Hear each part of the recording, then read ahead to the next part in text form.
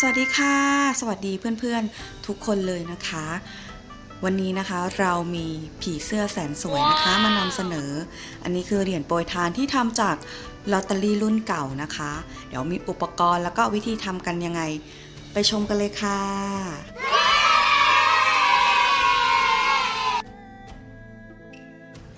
วันนี้นะคะเราจะใช้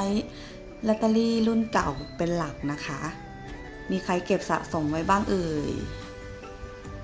แล้วก็ลำดับต่อไปนะคะก็จะเป็นเทปกาวค่ะแล้วก็กรรไกรนะคะแล้วก็อย่างสุดท้ายเหรียญค่ะอันนี้วันนี้เราจะใช้เหรียญ2 บาทนะคะเดี๋ยวไปดูวิธีทำกันเลยค่ะโอเค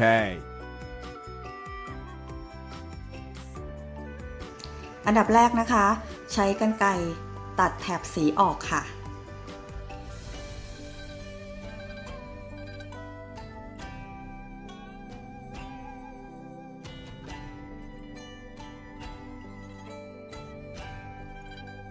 พอเราตัดแถบสีออกแล้วใช่ไหมคะ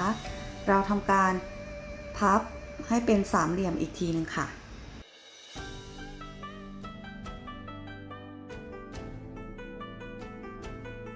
ทำการรีดให้เป็นรอยเลยนะคะ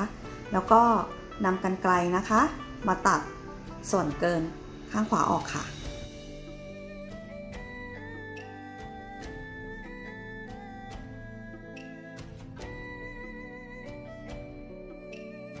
พอเราตัดออกเสร็จแล้วใช่ไหมคะเราก็จะได้ทรงสี่เหลี่ยมจัตุรัสนะคะพลิกกลับหลังค่ะแล้วก็พับครึ่งแล้วก็รีดให้เรียบเลยนะคะจัดทรงให้ตรง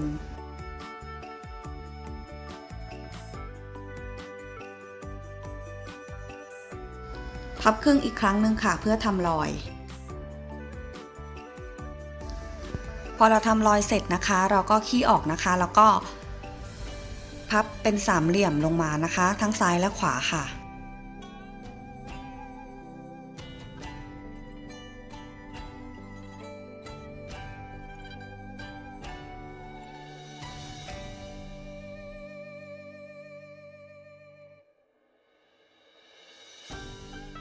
พอเราได้สามเหลี่ยมเสร็จนะคะเราทำการคลี่กระดาษออกนะคะแล้วก็จัดการฝั่งขวาค่ะตามรูปเลยค่ะ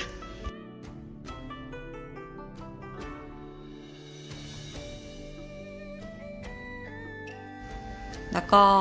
ฝั่งซ้ายเหมือนกันนะคะทำเหมือนฝั่งขวาค่ะ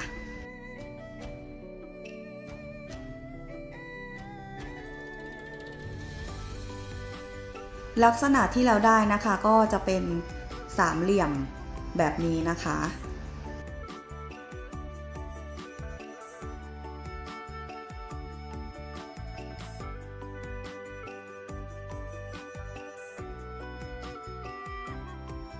หลังจากนั้นนะคะเรานำสามเหลี่ยมมาประกบกันนะคะจัดทรงให้ตรง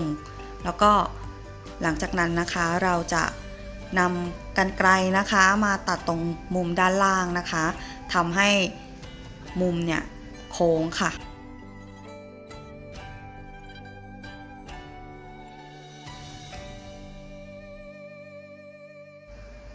พอคลี่ออกนะคะก็จะได้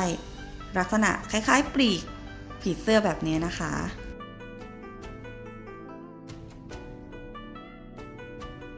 หลังจากนั้นนะคะพับปีกข้างในนะคะขึ้นประกบกันค่ะซ้ายและขวา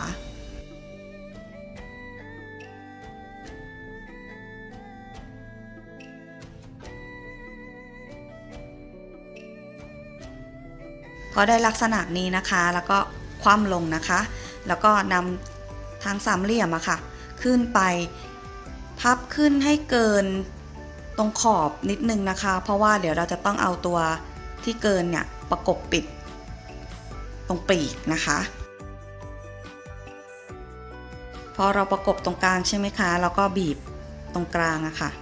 ลักษณะจะเหมือนผีเสื้อและแต่เดี๋ยวเราจะใส่เหรียญก่อนนะคะพอเราจัดทรงเสร็จแล้วใช่ไหมคะเราก็นำเหรียญนะคะมาใส่ตรงพื้นที่ว่างข้างในนะคะแล้วก็ใช้สกอตเทปใสค่ะแตะเลย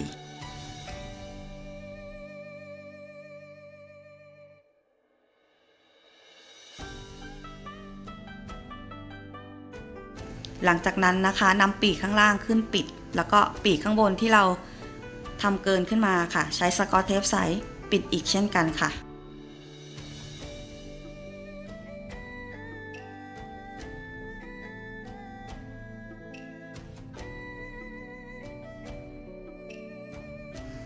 พอเราปิดเสร็จแล้วนะคะเราก็จัดปีกจัดทรงให้เรียบร้อยนะคะ